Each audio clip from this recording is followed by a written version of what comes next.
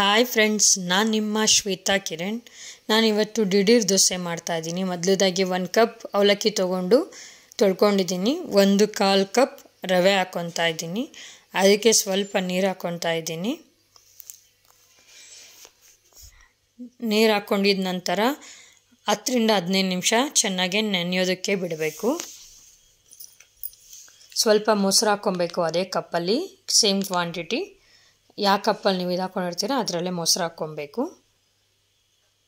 ಮೊಸರು ಹಾಕ್ಕೊಂಡು ರುಬ್ಕೊತಾ ಇದ್ದೀನಿ.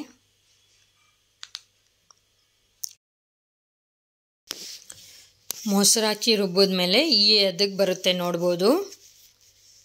ರುಬ್ಬಿದ ನಂತರ ಈ ಎದಕ್ಕೆ ಬರುತ್ತೆ.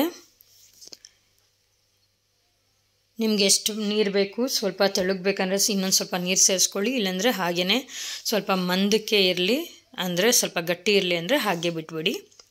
ಮತ್ತು 1 ಸ್ಪೂನ್ ನಾನು ಮೈದಾ ಹಾಕ್ಕೊತಾ ಇದ್ದೀನಿ.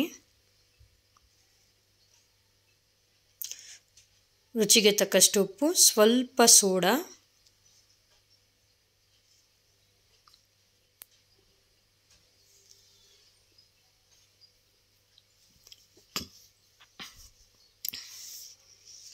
ನೋಡ್ಬೋದು ಎಷ್ಟು ಪರ್ಫೆಕ್ಟಾಗಿ ಬಂದಿದೆ ಅಂತ. ಚೆನ್ನಾಗಿ ಬಂದಿದೆ ದೋಸೆ ಬ್ಯಾಟರು. ನೋಡಿ ಹೇಗೆ ಚೆನ್ನಾಗಿ ಉಬ್ಬಿ ಬರ್ತಾ ಇದೆ ಅಂತ.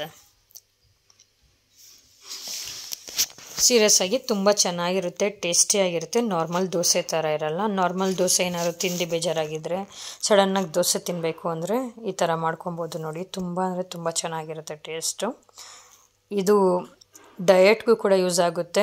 ರವೆ ಮತ್ತು ನಾವು ಅವಲಕ್ಕಿ ಯೂಸ್ ಮಾಡಿರೋದ್ರಿಂದ ತುಂಬ ಚೆನ್ನಾಗಿದೆ. ದಯವಿಟ್ಟು ಎಲ್ಲರೂ ಒಂದ್ಸರಿ ಟ್ರೈ ಮಾಡಿ. Thank you friends. Thanks for watching my video. Thank you all.